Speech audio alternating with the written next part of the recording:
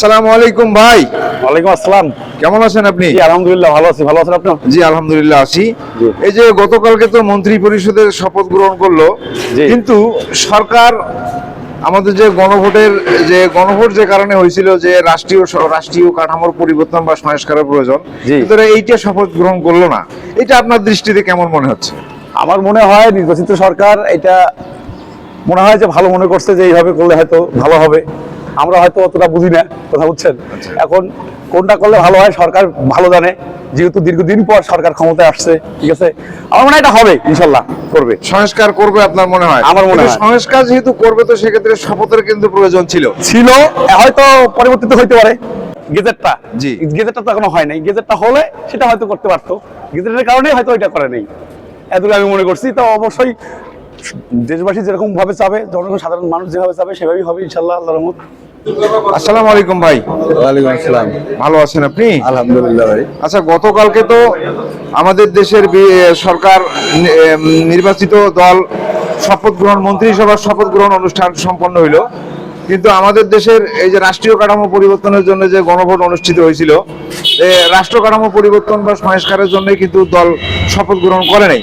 তো এই ক্ষেত্রে আপনার কি মতামত, বা আপনি কি মনে করতেছেন এই বিষয়টা? আসলে আমরা তো বহু আশা ভরসা নিয়ে 5ই আগস্টের আন্দোলনটা হয়েছিল। জি। জাতি এটা মনে করছিল একটা সংস্কার হবে, হ্যাঁ। কিন্তু দুঃখজনক হলেও এটা সংস্কার হয়নি। হ্যাঁ। যে পূর্বের অবস্থায় থেকে গেল। মানে ওরা যে তবে সংস্কারের জন্য সংস্কার করাটা উচিত ছিল নির্বাচনের আগেই সংস্কার করা উচিত ছিল। এখন ভবিষ্যতে সংস্কার হবে কিনা এটাও একটা সন্দেহ। তবে আশা করি রাজনৈতিক দলগুলো শুভবুদ্ধির উদয় হোক, গণতন্ত্রের অগ্রযাত্রা অব্যাহত থাকুক, এ আলোকে একটা সংস্কার প্রক্রিয়া বাংলাদেশের রাজনীতিতে আসু জরুরি।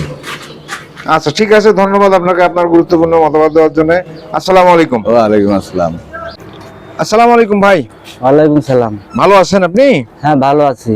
আচ্ছা দাদা, ওই যে গতকালকে তো নির্বাচিত সরকার মন্ত্রিসভার শপথ গ্রহণ অনুষ্ঠান সম্পন্ন করলো, কিন্তু দেশের রাষ্ট্রীয় কাঠামো পরিবর্তন বা সংবিধান সংস্কারের জন্য যে শপথ গ্রহণ অনুষ্ঠান, এটা কিন্তু তারা করেনি, শপথ গ্রহণ করেনি। তো সেক্ষেত্রে আপনার দৃষ্টিতে কি মনে হয়? এটা ওনারা কেন বা করে নাই, এটা তো আমরা সঠিক বলতে পারতেছি না, কিন্তু ওনারাই ভালো জানে ওনারা কেন করে না। এটা তো করার নিয়ম বা কর্তব্য, তাই না? জি।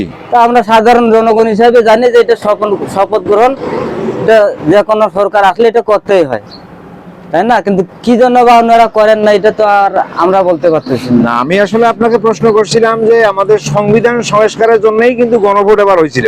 হ্যাঁ। তো গণভোট কিন্তু রায় পাইলো 68% ভোটে। হ্যাঁ। তো সেক্ষেত্রে সংবিধান সংস্কার কিন্তু হবে। হ্যাঁ। তো সংবিধান সংস্কারের পক্ষে ওই নির্বাচিত সরকার কিন্তু সেই শপথ গ্রহণ অনুষ্ঠান করেনি। হ্যাঁ। তো এই ক্ষেত্রে আপনার মতামতটা কি আসলে? এই ক্ষেত্রে মতামতটা